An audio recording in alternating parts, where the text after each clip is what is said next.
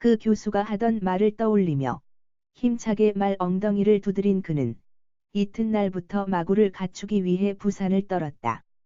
대륵꽃비와 가슴걸이, 복대 등은 아랫마을 정미소에서 쓰다 버린 헌 피대를 얻어다 끊어서 입고, 얹히는 툇마루에 구겨 버려진 닳고 헤어진 밍크 담요를 접어서 굵은 실로 듬성듬성 누비어 얹었으며, 등자는 한때 덕길이가 쓰던 운동기구의 손잡이만을 끊어서 달았다.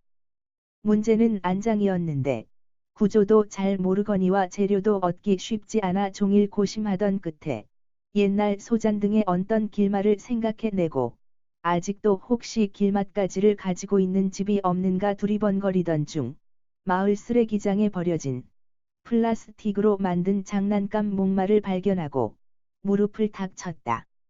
그것을 가져다 필요 없는 부분을 칼로 이곳저곳 손질한 다음 옆으로 펴서 안장 속에 스펀지와 스티렌 수지를 채워 고정시키니 앞턱과 뒤턱이 작긴 했으나 억지로라도 엉덩이를 들이밀고 앉을 수 있을 것 같았다. 이제 말 잔등에 오르는 일만 남았다. 우선 사람은 말 잔등에 올라앉는 것을 익혀야 하고 말은 잔등에 사람을 태우는 것에 길들여져야 할 것이라 생각했다. 궁리 끝에 말을 감나무에 단단히 비끄러매었더니 아니나 다를까 앞발을 쳐들며 동요하기 시작했다. 미리 준비한 솔로 등과 갈기를 시원하게 쓸어주고 목을 매만지며 콧잔등도 문질러 주었더니 차츰 안정이 되는지 곧 평상시의 자세를 회복하는 것 같았다. 말이 다소 곧하기를 기다려 앉은 뱅이 의자를 밟고 서서 몸을 말등에 기댔다가 조금씩 중심을 기울여 마침내 안장에 배를 갈고 열십자로 엎드렸다. 예상대로 말은 몸을 비틀며 껑충껑충 뛰기 시작했다. 잔등에 가로질러 엎드린 그는 겁이 더럭 났으나 이 고비를 넘기지 못하면 영영 탈 수 없다고 마음의 고삐를 다잡은 다음 손으로 목과 갈기를 천천히 쓸어주었다. 말은 차츰 평상으로 돌아갔다. 이렇게 타고 내리기를 반복하는 동안 말은 차츰 사람을 태우는 것에 길들여져 갔고 사람 또한 말 잔등에 오르는 것에 익숙해졌다. 잔등에 오르내리는 연습을 수없이 반복한 뒤 그는 마침내 허리를 세우고 말 위에서 조심스럽게 앉을 수 있었다. 그날 밤 그는 꿈을 꾸었다. 아랫마을 앞 넓은 들판에서 수많은 말대들이 뒤엉켜 일으키는 자욱한 흙먼지와 높고 맑은 말 울음소리와 지축을 뒤흔드는 말발굽 소리가 한데 어우러져 보이는 꿈이었다. 꿈속에서 그는 이 말대를 멀리서 바라보다가는 문득 그 속에 자신이 섞여 들어가 있는 것을 보았고 그러다가는 다시 멀리 떨어져서 바라보는 자신을 발견했다. 이튿날 아침 일찌감치 말죽을 먹인 그는 아내가 잠시 옆집에 간 틈을 타 말을 데리고 집을 나섰다. 남의 눈에 뜨이지 않으려고 마을 옆 밭둑길로 나가 뒷산 앞에 이르는 길을 택했다. 밭둑에 이른 그는 잠시 걸음을 멈추고 이곳에 텐트를 치고 있던 답사단의 교수가 하던 말을 상기하며 주위를 둘러보았다. 사방은 고요하였고 아침 안개에서 아직 깨어나지 않은 산천은 몽롱한 가운데 잘 정돈되어 있었다. 아랫마을 앞에 넓게 펼쳐진 들판을 내려다보는 그의 시야에는 자욱한 흙먼지가 일었으며 뒷전에는 높고 맑은 말 울음소리와 지축을 뒤흔드는 말발굽 소리가 들려오고 있었다. 산을 향해 걸음을 재촉했다. 제일 경사가 완만하고 넓은 산길로 들어서는 곳에 다다른 그는 말을 소나무에 비끄럼했다. 그리고 어제처럼 잔등에 오르내리기를 반복해 보았다.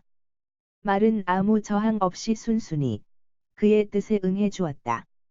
목덜미를 쓸어주며 천천히 눈치채지 않게 고삐를 풀어 두 손에 단단히 감아뛰었다. 허리를 약간 숙여 조심스러운 자세로 앉아 잠시 뜸을 들인 뒤 발로 배를 약간 건드려 보았다. 말은 한 발을 내디디고 발을 바꾸어 또 한 발을 내디디며 앞으로 나아갔다. 그는 속으로 부르짖었다. 아, 내가 말을 타고 간다. 한 발자국 두 발자국 내디딜 때마다 그는 주체할 수 없는 희열에 휩싸여 들었다. 가슴은 방망이질을 하고 얼굴은 상기되어 갔으며 두 다리는 말의 배를 조금씩 힘차게 걷어차고 있었다. 어느새 그는 상반신을 꼿꼿이 세우고 앉아 말을 몰아 산길로 올라갔다. 안개가 완전히 걷히면서부터 눈부시도록 맑고 붉은 아침 햇살이 그를 감싸 안았다. 아직 머리에 희끗희끗한 눈을 쓰고 앉은 암갈색의 자개봉이 가까이서 빙그레 웃는 낯으로 그를 내려다보았고 이어지다 끊어지고 다시 이어지는 높고 낮은 산등성이를 타고 가면서 저 멀리서 크나큰 큰 산으로 엄전케 앉아 계시는 소백산이 부드러운 눈길로 굽어보고 있었다. 오늘따라 바람은 꽃샘 따위는 모두 잊은 채 정필씨의 잿빛 머리칼과 말의 검붉은 갈기를 어루만졌으며 이름 모를 산새들은 멀리 가까이서 깃털을 반짝이며 춤추고 노래 불렀다. 그는 문득 부르짖었다. 산마루에 오르리라. 더 높은 곳에 올라 더 멀리 더 넓게 굽어보리라. 그리하여 모든 왜소함과 무기력을 말끔히 털어버리리라. 저 산을 넘어 이 말과 함께 광야와 벼랑과 물을 박차고 달리어 핏빛 땀을 쏟으며 하루 천리를 내다르리라. 길가에 소나무 가지 하나를 걷고 들었다. 이 삼척검으로 무찌르리라. 정의에 대한 신념과 용기, 남아로서의 존엄과 명예를 걸고 진실한 사랑과 우정, 조국의 명예를 지키기 위해 나는 싸워서 이겼노라. 오직 말 한 필과 삼척검으로 이 모든 것을 이룬 불굴의 용기와 고난 극복의 위대한 역정을 그대들은 분명 목도하였노라. 인파가 모여든다. 무수한 손들이 환호하고 목청껏 이름을 연호한다. 팡파르가 울려 퍼진 뒤 우렁찬 축가가 하늘에 메아리친다. 오색 비단 옷을 입은 선녀가 그를 향해 헌시를 낭송한다. 뚜렷하고 빛나시다. 월화말 타신 당신. 눈 들어 먼 산을 바라보시니 기상은 그 시선보다 높으시고 위인은 저 산의 장엄이로다. 저 높은 산 그 골짜기 깊어진 뜻을 내 이제 알리니 당신의 가슴 속과 견주어 보려 함이던가. 뚜렷하고 빛나시다. 월화말 타신 당신. 이때 적군이 쳐들어왔다. 하는 고함 소리와 함께 말이 이휘휘 울면서 두 앞발을 번쩍 높이 치켜들었다. 순간 그의 몸은 허공에 떴다가 땅바닥에 털썩 떨어졌다. 잠시 정신을 잃었다가 깨어나 보니 껑충껑충 뛰어가던 말이 걸음을 멈추어 선 채 그를 돌아다보고 있었다. 한참 만에 나뭇가지를 붙들고 낑낑거리며 일어나려고 했으나 온몸이 쑤셔댔고 특히 엉치뼈가 으스러지는 듯했다. 그러나 다행히 풀밭에 떨어져 뼈는 다치지 않은 것 같았고 이곳저곳 살펴봐도 피탈은 없어 보였다. 예이, 못된 놈들. 악을 쓰듯 산 위를 향해 소리쳤다. 어떻게 알았던지 마을 조무래기 선엇이 아까부터 뒤를 졸졸 따라오더니 지름길로 앞장을 서고부터는 눈앞에서 보였다 숨었다 알신거렸는데 정필씨가 나뭇가지를 걷고 들자 공지가 빠지게 달아났다가 그저 해본 돌팔매질이 말의 가슴팍을 마치고 말았던 것이다. 정필씨가 분을 사귀지 못해 아픈 몸을 비틀며 오만상을 찌푸리고 있는데 산 아래쪽에서 덕길이 어르뇨, 덕길이 어르뇨 하고 부르는 소리가 났다. 한참 뒤 순경 하나가 헐떡거리며 올라오는 걸 보니 관할 면에 지서 차석으로 있는 강순경이었다. 친구의 아들로서 오랫동안 근무하여 안면이 남달랐다. 요새 경찰은 빠르기도 하네. 내가 낙마했다는 걸 어째 알고 왔는고. 119는 부를 필요 없네. 전후 사정을 들으며 한참 동안 웃던 강순경이 짐짓엄한 음성으로 물었다. 남의 말은 왜 끌고 왔니껴? 정필씨가 눈을 동그랗게 떴다. 끌고 오다이. 돈 주고 샀네. 돈 주고 사다요. 분명히 잃어뿐 사람이 있는데. 그가 말을 산 내력을 자세히 이야기하자 듣다 말고 고개를 절레절레 흔들었다. 큰일 납니다. 그 놈들은 소 도둑놈들이라 말이시다. 도둑질한 물건을 사셨으니 천상서에 가셔야 될시다. 꼭 가야 되는가? 죄가 뭔고? 작물 취득죄시다. 나는 그게 도둑질한 건 줄 몰랐네. 알고야 누가 그런 걸 살런고. 원주인은 누구라던고. 말을 잃어버린 내력은 이러했다. 장에 갔다 오다가 길가 가게에 잠깐 들어가면서 말을 메어 놓았는데 말이 도로로 나오자 지나가던 차가 말 귓전에다 갑자기 경적을 빽빽 울려대었고 깜짝 놀란 말이 비끄러맨 고삐를 벗기면서 달아나 도로를 질주하자 지나가는 차가 또 여기저기서 경적을 울려대는 바람에 혼이 빠진 말이 정신없이 뛰었다는 것이다. 이 바람에 말은 주인의 시야에서 완전히 벗어났고 그 말을 낚아챈 사내들이 트럭에 싣고 다녔던 모양이다. 주인의 신고로 군내의 각 지서로 전통이 내려가게 되었는데 전통을 무심코 훑어보던 강순경이 정필씨가 말을 샀다는 소문을 들은 적이 있어서 오토바이를 타고 와 본 것이다. 사정으로 보아 조서나 한 장 구민 뒤 말만 돌려주면 될 것 같았지만 그의 행위가 워낙 어처구니 없어서 장난을 좀 칠 양으로 계속 딱딱 을러매었다. 말도 돌려주고 배상도 물고 구처 없이 징역도 가셔야 될시다. 정필씨 생각에 징역까지야 가랴 싶으면서도 겁이 덜컥 났다. 한참 고개를 외로 꼬고 앉아 땅바닥을 내려다보던 정필씨가 소리쳤다. 이러면 어떤가? 어째요?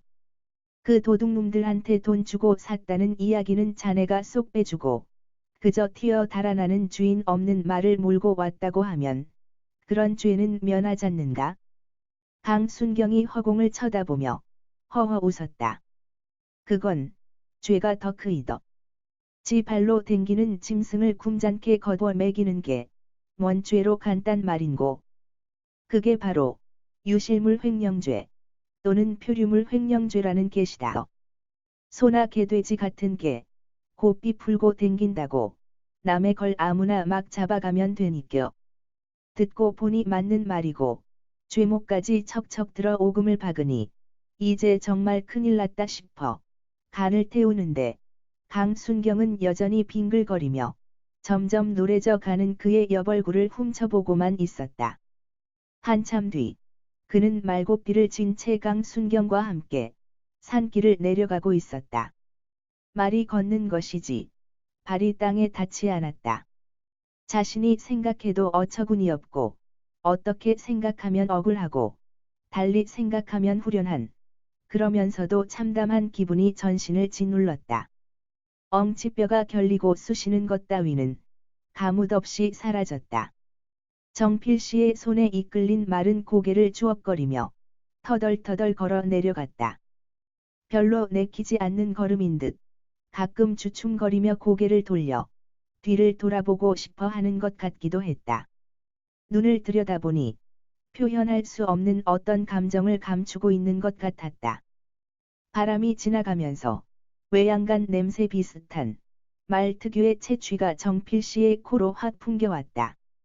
그는 자신도 모르게 눈물이 핑 돌았다. 몇 걸음 걸어가던 그는 고삐를 슬며시 강순경에게 넘겨주고는 아래를 향해 껑충껑충 뛰어 내달았다. 강순경이 당황한 음성으로 소리쳤다. 덕길이 어른여.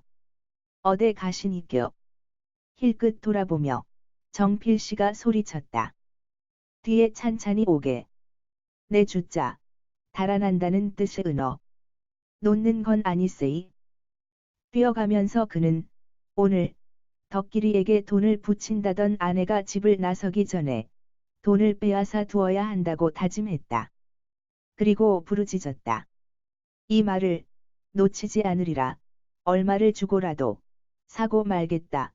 서울 덕길이를 불러내려 말 타는 것부터 가르쳐 다시 시작하게 하리라.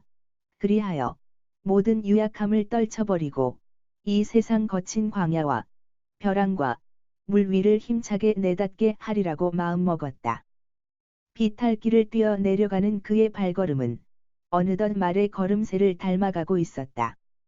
자기도 모르게 손은 말고삐를 잡은 것처럼 가슴 앞으로 당겨져 있었으며 입에서는 딸가닥 딸가닥 하고 말발 굽소리가 연신 새어나왔다.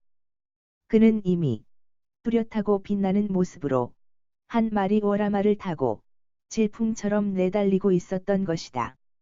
워라말이란 얼룩말의 방언임.